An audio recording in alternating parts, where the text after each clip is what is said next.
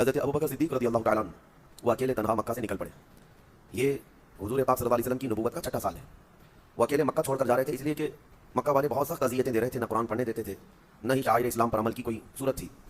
تو جب مکہ سے باہر نکل کر جا رہے تھے تو ایک بہت بڑا پہلوان نامی گرامی ابن دغنہ اس کا نام تھا, اس نے دیکھا, پوچھا ابوبکر کہاں جا رہے ہو؟ کہا کہ میں مکہ چھوڑ کر جا رہا ہوں اور کسی اور جگہ آباد ہو جاؤں گا. اس نے کہا تم جیسا آدمی اگر مکہ میں نہ رہے تو پھر کس کو رہنے کا حق ہے؟ تم سب سے شریف آدمی ہو مکہ کے, ہم سب آپ کا احترام کرتے ہیں. اس نے کہا کہ آپ واپس مکہ چلیں, میں آپ کو اپنی پناہ میں رکھتا ہوں, میں امان دیتا ہوں. اس وقت کا نظام یہ تھا کہ اگر کوئی آدمی کسی کی پناہ لیتا ہے یا کسی کو امان دیتا ہے تو اس کا مطلب یہ تھا کہ پھر دوسرا کوئی آدمی اس سے لڑنے آتا تو جو پناہ دیا ہوا آدمی ہے وہ پورے اپنے خاندان کے ساتھ اس کا مقابلہ کرتا. تو یہ مکہ کا رواج تھا. تو ابن دغنہ چونکہ بہت ہی مشہور آدمی تھا اور پہلوان بھی تھا, اس نے امان دیا اور کہا واپس چلو. حضرت ابوبکر صدیق واپس آئے تو مکہ والوں نے پوچھا کہ ان کو کیوں لیا ہے؟ ان کے قرآن پڑھنے سے فتنہ ہو رہا ہے, ہمارے گھر والے بچے اور سب لوگ جو ہے ان کی طرف مائل ہو جاتے ہیں. تو ابن دغنہ سے سارے مکہ والوں نے کہا تو نے ان کو پناہ دی ہے تو ٹھیک ہے, بس ان کو اتنی بات کہہ دے کہ اگر قرآن پڑھنا ہے تو آہستہ آواز میں اپنا پڑھ لیں.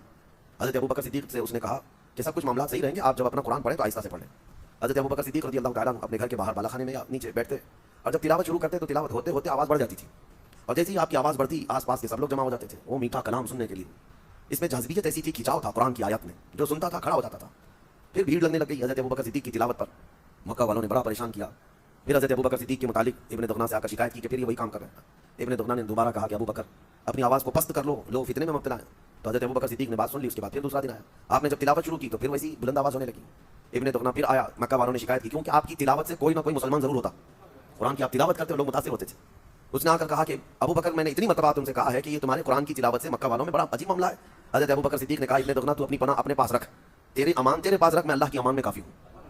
اس نے کہا کہ میں اپنی امان اٹھا لیتا ہوں. حضرت ابوبکر صدیق نے کہا مجھے اس کی کوئی پرواہ نہیں. وہ ایسے سخت ترین حالات میں قرآن پر ایسے عمل کرتے رہے, انہیں کسی کے پناہ کی اور کسی کے امان کی بھی حاجت نہیں تھی.